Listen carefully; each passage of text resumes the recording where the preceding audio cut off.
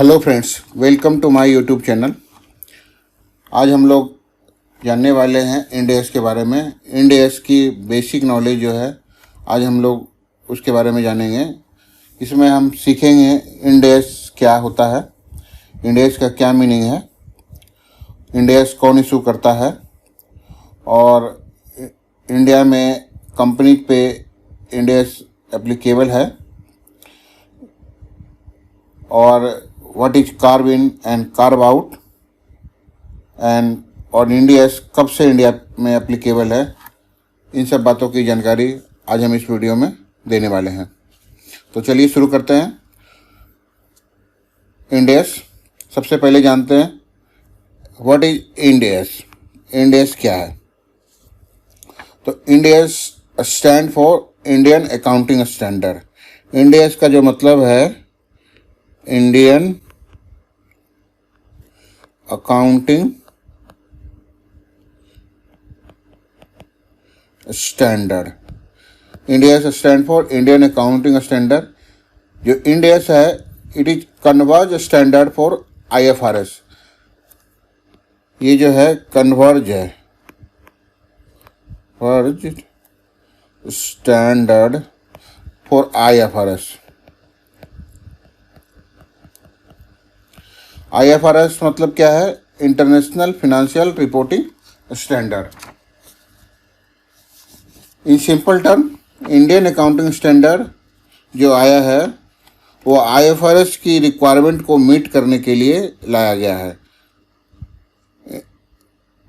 Global standard पर IFRS applicable है, other country में IFRS एप्लीकेबल है, तो इंडिया में IFRS की रिक्वायरमेंट को मीट करने के लिए इंडेस लाया गया। गवर्नमेंट ऑफ इंडिया ICAI के सलाह से, ICAI जो हमारे इंस्टीट्यूट है, institute of chartered accountants of India, decided to converge,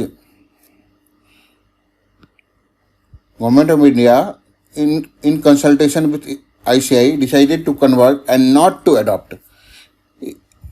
इसे कन्वर्ज किया गया है, न कि अडॉप्ट किया गया है।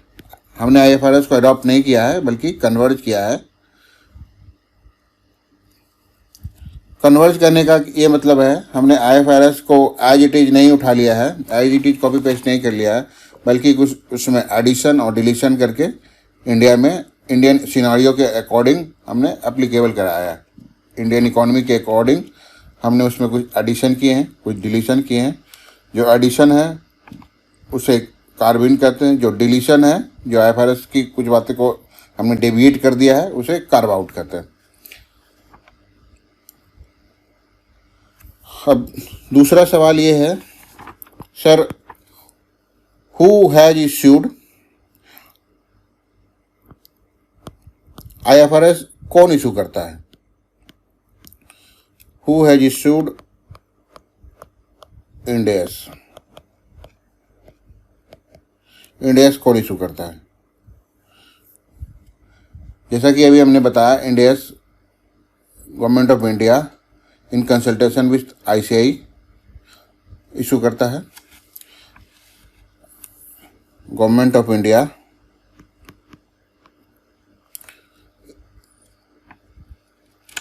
Under supervision and control of accounting standard board, ये ICAI के का अकाउंटिंग स्टैंडर्ड बोर्ड होता है। Under supervision and control of ICAI and in consultation with ICAI जो है नफरा से कंसल्ट करके NFRA एक नई बॉडी है, national financial reporting authority, issue करती है। गवर्नमेंट ऑफ इंडिया की तरफ से कौन इशू करता है? तो ये है, ये बॉडी का नाम है MCA under supervision and control of accounting standard board. ये बोर्ड ICAI के द्वारा गठन किया जाता है इन कंसल्टेशन विथ नफरा। इस बोर्ड में CA मेंबर, CS मेंबर या CMA मेंबर, फिक्की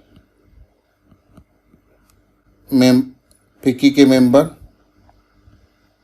एसोचैम के मेंबर,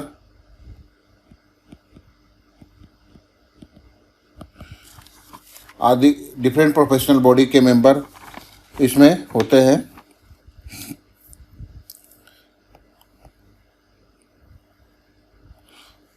तो इंडिया कौन इशू करता है? इंडिया एमसीए इशू करता है under supervision and control of ICI. ICI जो है नफरा की सलाह से इंडिया बनाती है और इशू करने का काम एमसीए करती है। आगे बढ़े। ये जो एमसीए है, एमसीए 2015 में एमसीए ने कंपनीज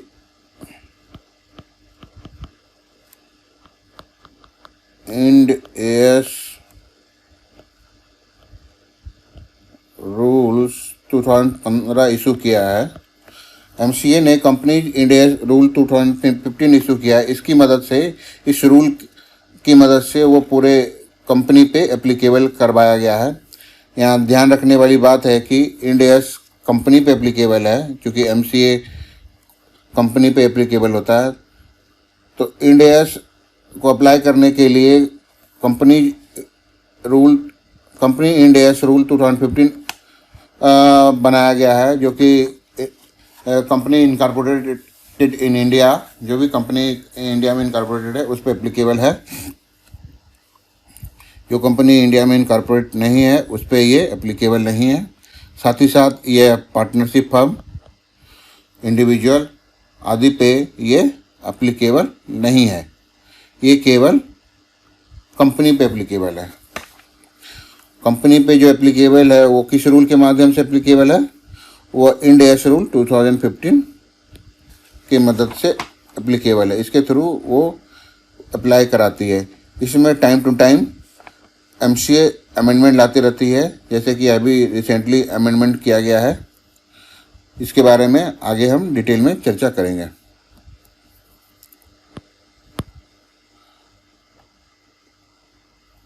अब हम जानते हैं कि what is the meaning of carve in and carve out.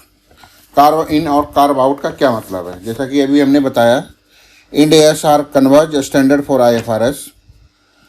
IFRS को अडॉप्ट एज इट इज नहीं किया गया है, उसे कन्वर्ज करके अडॉप्ट किया है। कन्वर्ज करने का मतलब है कि उसमें इंडियन अकाउंट सिनारियो के अकॉर्डिंग, इंडियन अकाउंटिंग प्रैक्टिसेस के अकॉर्डिंग हमने चेंज कर दिया गया है।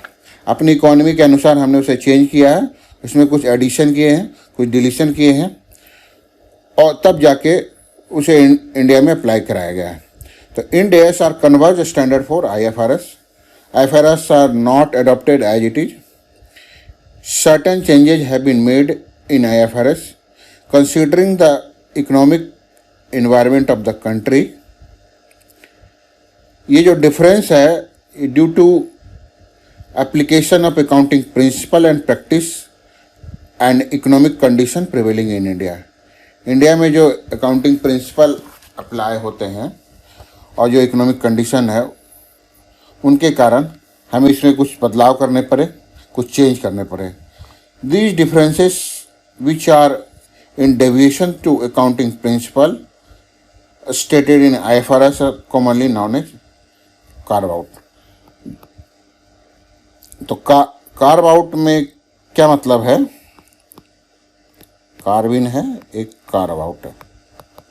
कार्व आउट का मतलब है डेविएशन इन इंड एस। हमने इंड एस को डेविएट कराया है किससे? From IFRS। IFRS की कुछ बातों को हम नहीं मानते, जिसे हम कार्व आउट करते हैं। और इंड एस में हमने कुछ एडिशनल पॉइंट रखे हैं।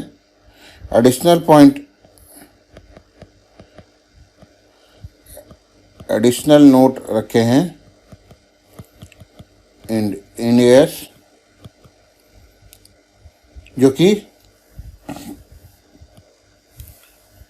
IFRS में मौजूद नहीं है। तो कुछ हमने जो प्लस किए हैं वो कार्बिन कहलाता है, जो माइनस किया है वो कार्व आउट कहलाता है। एक चीज़ बताना मैं भूल गया, इंड एस जो है, इंड एस का मीनिंग अकाउंटिंग स्टैंडर्ड है, और it is a set of accounting principal. End S क्या है? Set of accounting principal. Accounting अपने बुक्स को बनाने के लिए जो रूल और रेगुलेशन है उसका सेट है, उसका प्रिंसिपल ये बताती है कि अकाउंटिंग हमें कैसे करना है, उसका ये प्रिंसिपल बताता है। यहाँ तक ठीक है? आगे बढ़ता। तो जैसा कि हमने बताया, जो एडिशन है वो कार्विन कहलाता है, जो डिलीशन है वो कार्व आउट कहलाता है। अब अगला सवाल ये उठता है कि इंडिया में इसे कब से अप्लाई किया गया? एप्लीकेबिलिटी इंडिया में कब से ये अप्लाई हुआ है? तो इंडिया में इसे फेज मैनर में अप्लाई कराया गया, एक ही बार में नहीं अप्लाई किया, क्योंकि इसमें बहुत सारे चेंज किए गए। जो पहले का अकाउंटिंग स्टैंडर्ड था, अकाउंटिंग स्टैंडर्ड जो आप जानते होंगे, बचपन में सुना होगा या सी इंटर में भी पढ़ा होगा, अकाउंटिंग स्टैंडर्ड में बहुत सारे चेंज किए गए। तो इसे अप्लाई कराने के लिए इसे फेज मैनर में अप्लाई कराया गया। सबसे पहले इंडिया में अभी ये कंपनी में अप्लाई कराया गया है, बाकी अदर फॉर्म ऑफ बिजनेस जैसे पार्टनरशिप फर्म, इंडिविजुअल, इन सबों पे अभी भी ये अप्लाई नहीं है, इन पे ये लागू नहीं है इंड एस। तो आइए जानते हैं इंड एस कब से अप्लाई कराया गया है। इंड एस को इंडिया में जो है फेज मैनर में अप्लाई कराया गया है। इसकी चर्चा हम पार्ट वाइज करेंगे। Application of Ind S, end S का एप्लीकेशन कैसे हुआ? सबसे पहले हम जैसा कि बताया था, इसे कंपनी पे अप्लाई किया गया है, एप्लीकेशन ऑन कंपनीज। फिर उसके बाद NBFC पे अप्लाई किया गया है, NBFC। उसके बाद बैंकिंग कंपनी पे,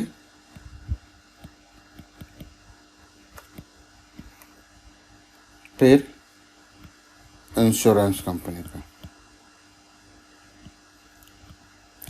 तो इंड एस के एप्लीकेशन को हम 4 पार्ट में डिस्कस करेंगे। Part 1, part 2, part 3, part 4। पहले पार्ट में हम कंपनी के बारे में चर्चा करेंगे, उसके दूसरे पार्ट में NBFC पे कब से अप्लाई है चर्चा करेंगे, तीसरे पार्ट में बैंक पे कब से एप्लीकेबल है चर्चा करेंगे, और चौथे पार्ट में इंश्योरेंस कंपनी पे कब से एप्लीकेबल है चर्चा करेंगे। तो कंपनी पे जो है बेटे ये अप्लाई किया गया है, ये फेज मैनर में अप्लाई किया गया। कंपनी पे डे 1 से एप्लीकेबल नहीं है, इसे फेज मैनर में अप्लाई कराया गया है। फेज 1 जो स्टार्ट होता है, ये फेज 1 सबसे पहले 1 अप्रैल 2015 से अप्लाई कराया गया विथ कंपैरेटिव मतलब लास्ट ईयर फिगर के साथ, टिप्स विथ कंपैरेटिव। और इसे जो रखा गया है, इसे वॉलंटरी रखा गया है, मैंडेटरी नहीं बनाया गया। तो सबसे पहले कंपनी पे अप्लाई किया गया 1 अप्रैल 2015 से विथ कंपैरेटिव, और उस पर भी ये वॉलंटरी रखा गया। Voluntary application was permitted from 1 4/2015। Phase 2 जो स्टार्ट होता है, फेज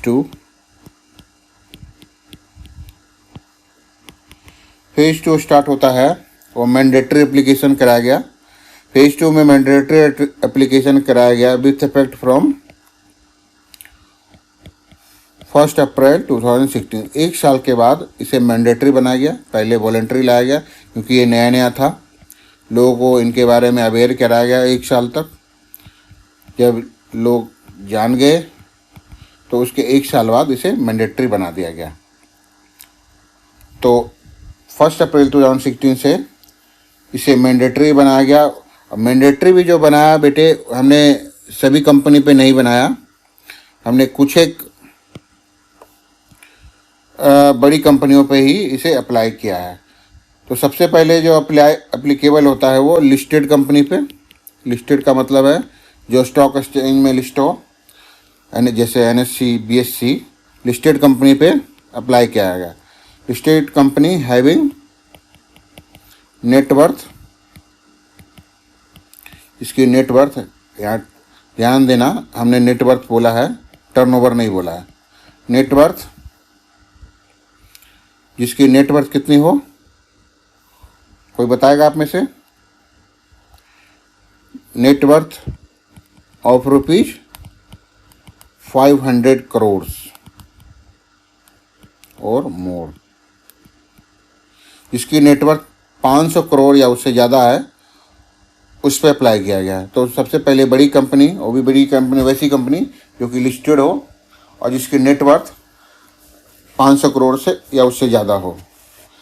नेटवर्थ को मानदंड बनाया गया है, न कि टर्नओवर को। नेटवर्थ, ठीक है। उसके बाद अनलिस्टेड कंपनी पे भी ये लगाया गया with effect from same day, जिसकी नेटवर्थ 500 करोड़ और मोर हो। लिस्टेड कंपनी पे जो नेटवर्थ है 500 करोड़ या मोर, अनलिस्टेड कंपनी नेटवर्थ 500 करोड़ और मोर। और फिर ऐसी कंपनी की जो होल्डिंग कंपनी है या सब्सिडरी कंपनी है या एसोसिएट कंपनी है या जॉइंट वेंचर है, इन दोनों की जो जॉइंट वेंचर है या होल्डिंग है या एसोसिएट है, उन पे भी एप्लीकेबल कराया गया। तो फेज 2 जो एप्लीकेबल है बेटे, वो आप 1 अप्रैल 2016 से एप्लीकेबल है।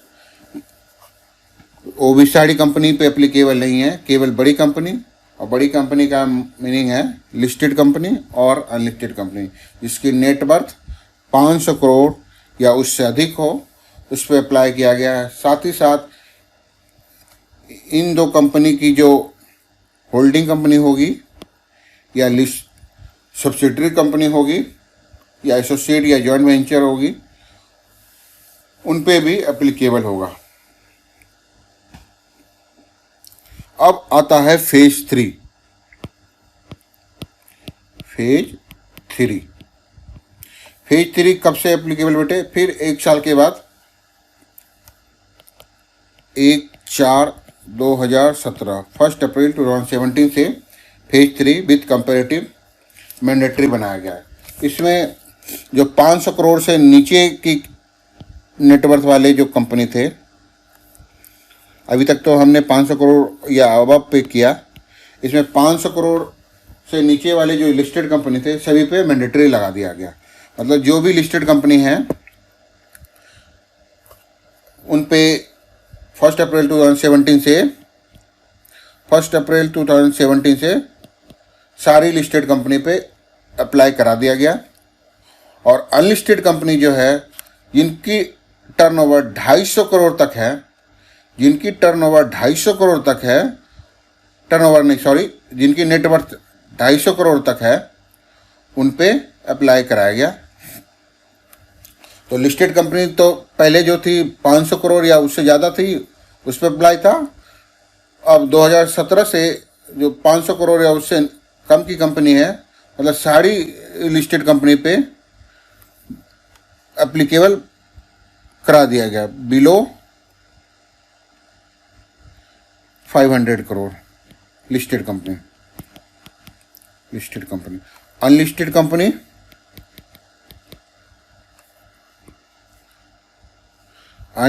कंपनी अप टू 250 करोड़, मतलब जिनकी नेटवर्थ लेना है बेटे, टर्नओवर नहीं लेना। जिनकी नेटवर्थ 250 करोड़ तक है उन पे एप्लीकेबल करा दिया गया 250 करोड़।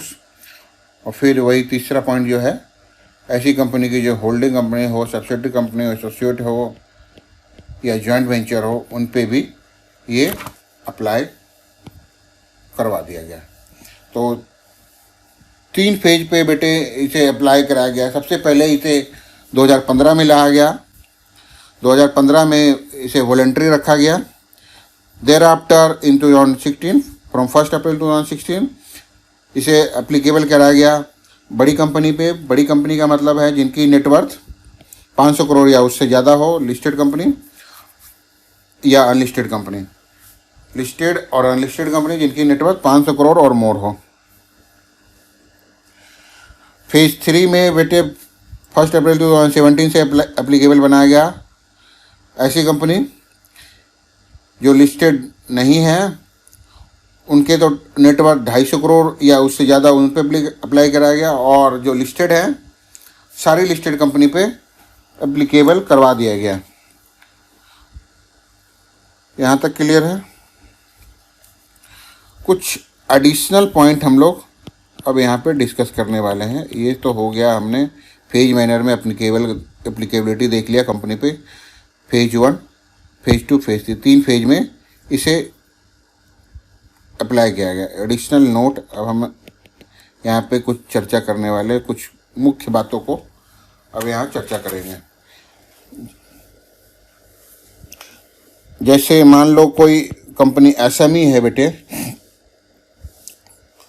स्मॉल मीडियम एंटरप्राइज है एसएमई, तो उस पर तो एप्लीकेबल नहीं होगा क्योंकि वो कंपनी नहीं होती, नॉर्मली इंडिविजुअल और पार्टनरशिप फर्म होती है। अगर जो एसएमई है जिनकी टर्नओवर 250 करोड़ या उससे ज़्यादा है तो उस पर तो एप्लीकेबल होगी अगर वो कंपनी है। अगर 250 करोड़ या उससे कम है तो उस पर एप्लीकेबल नहीं होगी। If an entity is listed on a small and medium exchange, अगर वो एसएमई एक्सचेंज में लिस्टेड है, if an entity is listed on SME exchange जैसे एनएससी या बीएससी, एसएमई का एक अलग से एक्सचेंज है जिसपे छोटी SME, small and medium large company listed होती है। तो अगर कोई कंपनी एसएमई एक्सचेंज में लिस्टेड है तो it will not be considered as listed company, उसे लिस्टेड कंपनी नहीं माना जाएगा। ये अलग एक्सचेंज होता है बेटे, एसएमई एक्सचेंज, जो कि केवल एसएमई के लिए होती है। यहाँ छोटी कंपनियाँ आके लिस्टेड होती हैं। अभी जैसे कि एनएससी में है, बीएससी में है, एसएमईओ के लिए। तो अगर ऐसे एक्सचेंज पे कोई कंपनी लिस्टेड है तो उसे लिस्टेड कंपनी नहीं माना जाएगा। बट अगर कोई एसएमई ऐसी एसएमई है जिसका कि नेटवर्थ 250 करोड़ या उससे ज़्यादा है, 250 करोड़ या उससे ज़्यादा है, देन ऐसी कंपनी पे एप्लीकेबल होगा। तो हमने क्या अभी सीखा, if an entity is listed on SME exchange then it will not be considered as a listed company for the purpose of Ind S.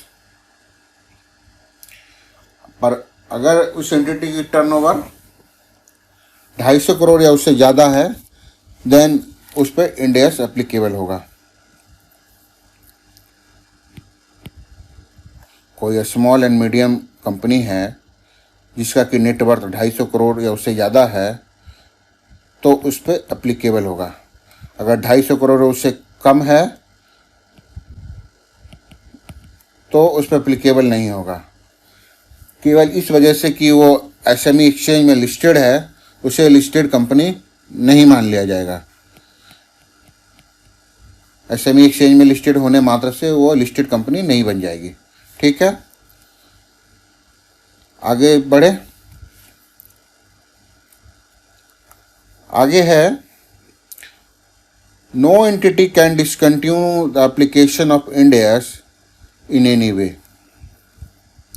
मान लीजिए कि आपने इंड एस अप्लाई करवा लिया, अपने एंटिटी पे, अपने ऑर्गेनाइजेशन पे इंड एस एप्लीकेबल हो गया, वॉलंटरी आपने ले लिया। आपकी टर्नओवर 500 करोड़ से कम भी है, 500 करोड़ से ज़्यादा है। अगर लिस्टेड कंपनी है तो आप पे तो अप्लाई कराना ही कराना, जैसे जो कि ये फेज 3 पे एप्लीकेबल है। लिस्टेड कंपनी, अनलिस्टेड कंपनी है, टर्नओवर 250 करोड़ से कम है, तो उस पर ये अप्लाई कराना ही कराना है। बट अगर मान लीजिए आप पे एप्लीकेबल नहीं है, फिर भी आपने अप्लाई करा लिया, एप्लीकेबल बना दिया अपने ऑर्गेनाइजेशन पे, तो बाद में आप रिवोक नहीं कर सकते। रिवोक करने का ये मतलब है कि बाद में आप इंड एस छोड़ के आप सिंपल एस पे नहीं आ सकते। एक बार इंड एस आपने फॉलो कर लिया है, एक बार इंड एस आपने फॉलो कर लिया है, तो दोबारा से आप एस पे नहीं आ सकते। जो कंपनी इंड एस रूल 2015 है, उसके according, as per the rules, no entity can discontinue the application of Ind AS in any way after starting of application of Ind AS. एक बार आपने इंड एस का अप्लाई करा लिया तो वापस से आप दोबारा सिंपल अकाउंटिंग स्टैंडर्ड पे नहीं आ सकते। सिंपल अकाउंटिंग स्टैंडर्ड जो आया हुआ, जिनके टर्न नेट वर्थ 250 करोड़ से कम है, उन पे एप्लीकेबल होता है, और जो लिस्टेड नहीं है, it can be said that company can not choose application of simple accounting standard if it has started applying Ind AS. Application of Ind AS will be made on irrevocable basis. एक बार आपने Ind AS apply करवा लिया, आप Ind AS का मजा ले लिए, तो वापस से आप उसे छोड़ नहीं सकते। ये नहीं कि 1 साल के लिए आपने Ind AS अप्लाई करा लिया, दूसरे साल के लिए आप एस, ऐसा नहीं। एक बार इंड एस एप्लीकेशन का ये मतलब है कि आपको इंड एस आ गया है, आप इंड एस ही फॉलो करना है। अगला पॉइंट है बेटे, इंपॉर्टेंट पॉइंट है, कंसोलिडेट फिनेंशियल स्टेटमेंट अगर बनाते हैं, कंसोलिडेट फिनेंशियल स्टेटमेंट CFS जिसको कहते हैं शॉर्ट फॉर्म में, CFS shall also be prepared on the basis of Ind AS if separate financial statement SFS separate financial statement are prepared on the basis of Ind AS। अगर ये Ind AS पे बनाया गया है तो इसे भी Ind AS के बेसिस पे बनाया जाएगा। क्या बताया हमने? अगर सेपरेट फाइनेंशियल स्टेटमेंट, मान लीजिए आपकी होल्डिंग है और सब्सिडरी है, सब्सिडरी के होल्डिंग का आपने separate financial statement end S के बेसिस पे बनाया, इंड एस के बेसिस पे बनाया, तो उसका जो कंसोलिडेट फाइनेंशियल स्टेटमेंट CFS बनाएंगे, कंसोलिडेटेड फाइनेंशियल स्टेटमेंट बनाएंगे, तो वो भी इंड एस के बेसिस पे बनाएंगे। मतलब जो कहने का ये मतलब है कि बेस जिससे तैयार हुआ है उसी से आप कंसोलिडेट करेंगे। तो SFS अगर इंड एस के बेसिस पे बना है तो CFS भी इंड एस के बेसिस पे ही बनेगा। ये ऐसा कौन कहता है? कंपनी अकाउंटिंग स्टैंडर्ड रूल 2015 में ऐसा लिखा है कि SFS अगर इंड एस से बना है तो CFS भी इंड एस से ही बनेगा। अगला पॉइंट है, if any domestic company which is applying Ind AS rule 2015 is having a foreign subsidiary, अगर मान लो इंडियन कंपनी की जो वो होल्डिंग है उसकी एक सब्सिडरी है, और ये सब्सिडरी कहाँ है? USA में। मान लो ये होल्डिंग कहाँ है? इंडिया में। if any domestic company which is applying India's Rule 215 is having a foreign subsidiary, then separate financial statement of foreign company, इसका जो SFS होगा ये कैसे बनेगा? ये यूएसए के रूल के अकॉर्डिंग बनेगा। ये जो सब्सिडरी है, यूएस की सब्सिडरी है, यूएसए में जो सब्सिडरी है, इंडियन होल्डिंग है, तो इसका जो सेपरेट फाइनेंशियल स्टेटमेंट बनेगा ये यूएस लॉ के अकॉर्डिंग, यूएस आईएफआरएस के अकॉर्डिंग बनेगा। बट जो होल्डिंग कंपनी है वो अप्लाई कराएगी, क्या कराएगी? इंडिया से अप्लाई कराएगी। सब्सिडरी में जो सेपरेट फाइनेंशियल स्टेटमेंट है वो यूएस लॉ के अकॉर्डिंग बनेगा। यहाँ जो है इंडिया एप्लीकेबल नहीं होगा, क्योंकि यूएस में यूएस का रूल एप्लीकेबल होगा। तो वही है, if any domestic company which is applying India's rule 2015 is having a foreign company, then separate financial statement of foreign company shall be prepared according to local standard, US के standard के हिसाब से, which are applicable in that nation, but consolidated financial statement shall be prepared according to India's। इसका जो इस subsidiary का जो CFS बनेगा इंडिया में, ये बनेगा इंडियाज के अकॉर्डिंग, ना कि US स्टैंडर्ड के अकॉर्डिंग। ठीक है, इंडिया से एप्लीकेबल होगा। सब्सिडरी पे तो लोकल लॉ के अकॉर्डिंग बनाएगा सेपरेट फाइनेंशियल स्टेटमेंट। जब हम कंसोलिडेट करेंगे तो इंडियन अकाउंटिंग स्टैंडर्ड के अकॉर्डिंग, इंडियाज के अकॉर्डिंग कंसोलिडेशन करेंगे। अगला है इससे reverse, if an entity is a subsidiary of foreign parent company. अब जो होल्डिंग कंपनी है अब ये यूएस में है और उसकी सब्सिडरी वो इंडिया में है। अब रिवर्स केस है। अब बताइए इसमें क्या अप्लाई होगा? If an entity is subsidiary of foreign parent company then consolidation will be, जो यहाँ कंसोलिडेशन कहाँ करा जाए? होल्डिंग कंसोलिडेट करेगा, कंसोलिडेशन करेंगे वो यूएस लॉ के अकॉर्डिंग ही करेंगे। यहाँ CFS जो बनेगा वो इंडियन लॉ के अकॉर्डिंग बनेगा। If an entity is subsidiary of foreign parent company then consolidation will be made according to rule applicable in that nation in which foreign company is operating its business. तो consolidation जो है CFS जो बनेगा ये US law के according, USA में जो law है उसके अकॉर्डिंग बनेगा। इंडिया में जो CFS जो सेपरेट फाइनेंशियल स्टेटमेंट SFS है, CFS तो बनेगा ही नहीं, जो SFS है वह इंडियाज के अकॉर्डिंग बनेगा। कहने का यह मतलब है इंडिया में है तो इंडियाज, फॉरेन में है तो वहाँ के लोकल लॉ एप्लीकेबल होगा। तो इस पे इंडिया में जो सब्सिडरी है उस पर इंडिया से एप्लीकेबल होगा और फॉरेन में होल्डिंग है उस पर वहाँ के फॉरेन के लॉ एप्लीकेबल होगा। अब हम सबसे इम्पोर्टेंट बात की जो चर्चा करते हैं, अभी तक हमने आपको बताया नेटवर्थ के बेसिस पे अप्लाई कराया गया है। तो आइए जानते हैं नेटवर्थ का क्या मीनिंग है। What is the meaning of net worth? क्योंकि सारा जो खेल है बेटे वो नेटवर्थ का ही है। तो नेटवर्थ को समझना बहुत ही इम्पोर्टेंट हो जाता है। तो नेटवर्थ में क्या क्या शामिल करेंगे, क्या क्या शामिल नहीं करेंगे, उसकी चर्चा यहाँ करते हैं। तो नेटवर्थ के कंप्यूटेशन में कैसे करेंगे? सबसे पहले पेड-अप कैपिटल को ऐड करेंगे, फिर सिक्योरिटी प्रीमियम को, देन कोई रिजर्व है जो कि प्रॉफिट से क्रिएट किया गया है, जैसे general reserve, capital redemption reserve, कोई भी रिजर्व जो कि प्रॉफिट से क्रिएट किया गया है, P&L से क्रिएट किया गया, उसे ऐड करेंगे। बट ध्यान रहे रिवैल्यूएशन रिजर्व को यहाँ पे ऐड नहीं करेंगे। Revaluation reserve is not considered for the purpose of computing net worth. Then अगर कोई लॉस है, एक्यूमुलेटेड लॉस है, P&L का कोई लॉस है तो इसको डिडक्ट करेंगे।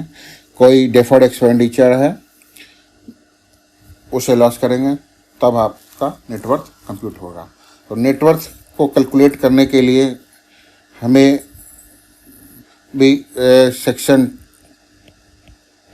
2 क्लॉज 57 में बताया गया है, किसका, ऑफ कंपनीज एक्ट 2013। ये नेटवर्थ के बारे में बताता है, इसकी कंप्यूटेशन कैसे करनी है, नेटवर्थ में क्या लेके चलना है, ये बताता है सेक्शन 2 क्लॉज 57। तो आइए कैलकुलेट करते हैं, कैलकुलेशन ऑफ नेटवर्थ, नेटवर्थ की गणना, नेटवर्थ का कैलकुलेशन कैसे करेंगे। नेटवर्थ में सबसे पहले बेटे paid up capital, paid up capital जो है वो शामिल करेंगे, फिर सिक्योरिटी प्रीमियम, सिक्योरिटी प्रीमियम अगर कोई है उसको ऐड करेंगे, देन रिजर्व,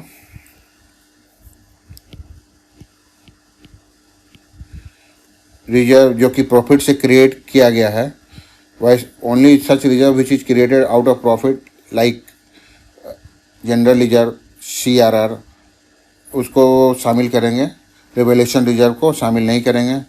उसके बाद जो फिगर आएगी उसमें से एक्यूमुलेटेड लॉस जो हैं, P&L के जो लॉस हैं उसको डिडक्ट करेंगे। फिर कोई डेफर्ड एक्सपेंडिचर है, डेफर्ड रेवेन्यू एक्सपेंडिचर,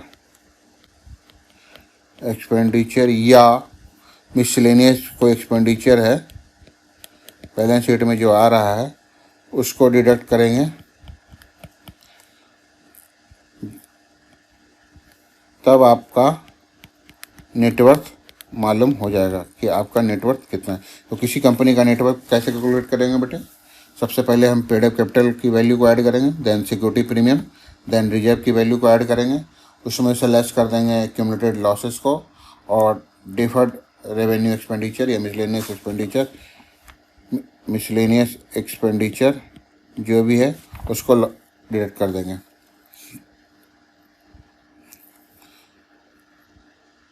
अब आइए इसके बारे में कुछ एक्सप्लेनेशन है, उसकी चर्चा करते हैं, ठीक है।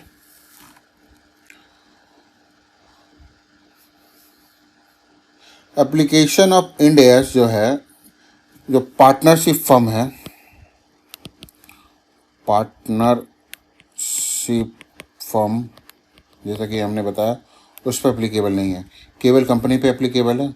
तो इंड एस का application partnership firm, individual, charitable trust,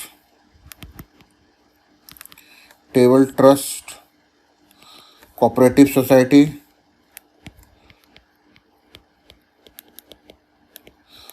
society, unlisted company, सारी अनलिस्टेड कंपनी नहीं, अनलिस्टेड कंपनी जिसका कि नेटवर्थ 250 करोड़ या उससे कम है उस पर एप्लीकेबल नहीं होगी। तो इस पर क्या एप्लीकेबल होगा, इस पर जो एप्लीकेबल होगा, जो करंट अकाउंटिंग स्टैंडर्ड है, करंट अकाउंटिंग स्टैंडर्ड जो है वो अप्लाई होगा इन सारे एंटिटीज पे। इंड एस एप्लीकेबल नहीं होगा। जो current accounting standard as per AS rule 2006 जो है वो एप्लीकेबल होगा। तो पार्टनरशिप फर्म पे इंड एस अप्लाई नहीं होता, इंडिविजुअल पे इंड एस अप्लाई नहीं होता, चैरिटेबल ट्रस्ट पे इंड एस अप्लाई नहीं होता, कोऑपरेटिव सोसाइटी पे इंड एस अप्लाई नहीं होता। ऐसी अनलिस्टेड कंपनी जिसका कि नेटवर्थ 250 करोड़ या उससे कम है तो उस पर अप्लाई नहीं होता। 250 करोड़ से जो कम है, 250 करोड़ से जो कम है उन पे अप्लाई नहीं होता। यहाँ तक हमने चर्चा कर लिया। अब हम लोग चर्चा करेंगे पार्ट 2 की। पार्ट 2 जो एप्लीकेबल है बेटे, पार्ट 2 पे हम NBFC के बारे में चर्चा करेंगे। तो पार्ट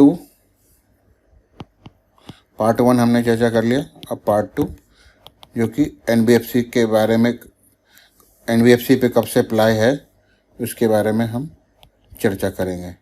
आई होप कि अभी तक आपको समझ आया होगा। तो application of Ind AS on NBFC, इन पे भी बेटे फेज मैनर में अप्लाई कराया गया, 2 फेज में अप्लाई कराया गया। पहला फेज जो स्टार्ट होता है फेज 1, पहला फेज अप्लाई होता है वो 1 अप्रैल 2018 से, 1 अप्रैल 2018 से विथ कंपैरेटिव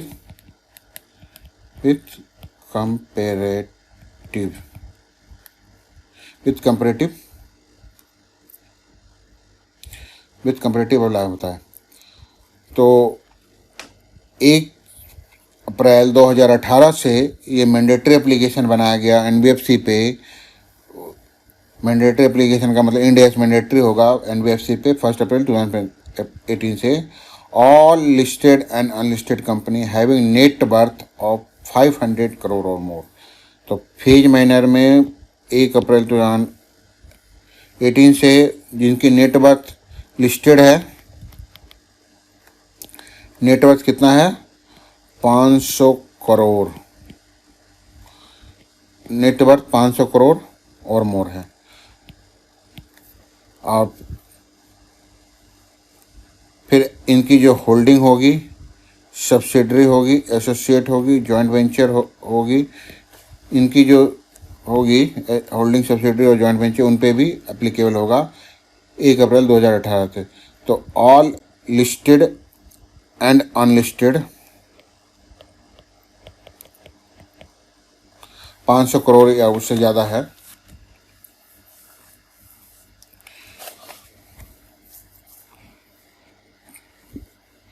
एनबीएफसी पे जो एप्लीकेबल होगा वो 1 अप्रैल 2018 से एप्लीकेबल है। सारी एनबीएफसी पे एप्लीकेबल नहीं है, जो कि लिस्टेड या अनलिस्टेड जिनकी नेटवर्क 500 करोड़ या उससे ज़्यादा हो। लिस्टेड या अनलिस्टेड, यहाँ ध्यान रखिए, लिस्टेड या अनलिस्टेड जिनकी नेटवर्क 500 करोड़ या उससे ज़्यादा हो, फिर उनकी जो होल्डिंग, सब्सिडरी, एसोसिएट या जॉइंट वेंचर होगी, उन पे भी ये एप्लीकेबल होगा। फेज़ 2 जो है, फेज़ 2 अप्लाई कराया गया है 1 अप्रैल 2019 से 1 साल बाद फेज़ 2 भी अप्लाई करा दिया गया। ये भी मैंडेटरी था। इसमें all listed company having net worth less than 500 crore, वही है जो 500 करोड़ से जो कम वाली लिस्ट, 500 करोड़ से जो कम वाली लिस्टेड कंपनी थी, 500 करोड़ से कम वाली लिस्टेड कंपनी थी, उस पे अप्लाई करा दिया गया।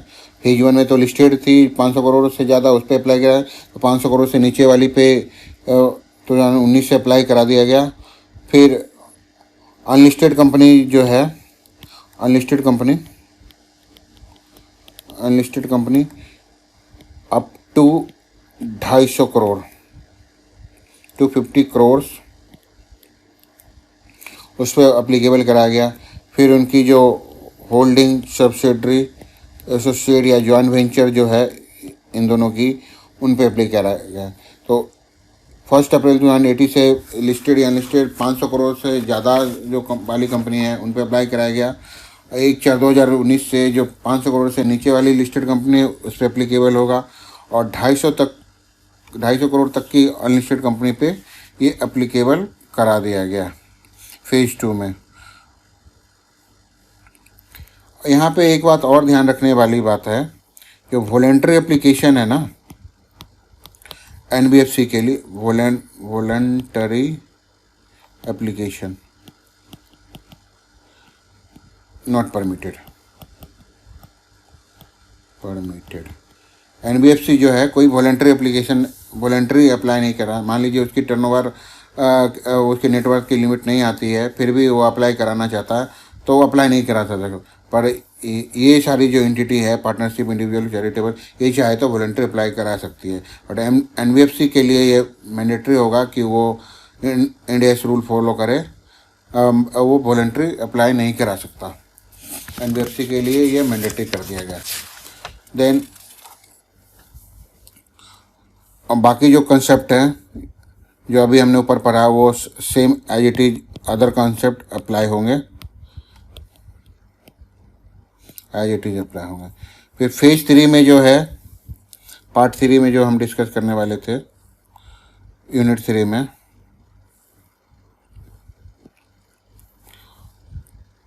Part 3 banking company. Banking company पे सर ये कब से अप्लीकेबल है? तो बैंकिंग कंपनी पे जो इंडिया से रूल है वो अप्लाई हो गया था 1/4/2018 से, बट बाद में इसे विड्रॉ कर लिया गया। As per initial notification Ind AS were applicable on banks with effect from 1 April 2018, but later on application was deferred till 1 April 2019। अभी क्या कंडीशन है? Ind AS are not applicable on banks, हमें फर्दर नोटिफिकेशन वेट करना पड़ेगा। तो पहले तो इसे अप्लाई कराया गया था, बाद में विड्रॉ कर लिया गया, एप्लीकेशन को विड्रॉ कर लिया गया। एट प्रेजेंट जो कंडीशन है बैंक पे, including RRB regional rural bank, उन पे इंडियस एप्लीकेबल नहीं है। नेक्स्ट जो चर्चा करने वाले हैं हम लोग, part 4 insurance company. Insurance company का क्या सीन है? इस पे भी वही हाल है, 1/4/20 से अप्लाई करवाया गया था। ये डिसीजन लिया था कि 1/4/20 से 1 April 2020 it would be made applicable, but later on application was deferred, और अभी तक ये डेफर्ड ही है। We have to wait for further notification. तो बैंकिंग कंपनी पे एप्लीकेबल नहीं है इंडियस, और इंश्योरेंस कंपनी पे एप्लीकेबल नहीं है, पर NBFC जो है उस पर एप्लीकेबल है, और इंडियन कंपनी सारी लिस्टेड कंपनी पे एप्लीकेबल है। अनलिस्टेड कंपनी 250 करोड़ तक की टर्नओवर नेट ऑफ बर्थ वाली कंपनी पे एप्लीकेबल है। नेट ऑफ बर्थ का कैलकुलेशन कैसे करते हैं यहाँ मैंने आपको बतला दिया। उसमें पेड अप कैपिटल लेते हैं, सिक्योरिटी प्रीमियम, रिजर्व, उसमें लेस करते हैं एक्यूमुलेटेड लॉस या कोई डेफर्ड एक्सपेंडिचर है। NBFC के लिए वॉलंटरी एप्लीकेशन नहीं है, बाकी अदर एंटिटी वॉलंटरी एप्लीकेशन कर सकती हैं। तो आई होप कि ये वीडियो आपको अच्छा लगा होगा। आज की चर्चा हम यहीं समाप्त करते हैं। नेक्स्ट वीडियो में हम लोग चर्चा करेंगे इंडियस 40, जो कि बहुत ही इम्पोर्टेंट है, इंडियस 40 इन्वेस्टमेंट प्रॉपर्टी। तब तक के लिए thank you, thanks for listening, have a nice day.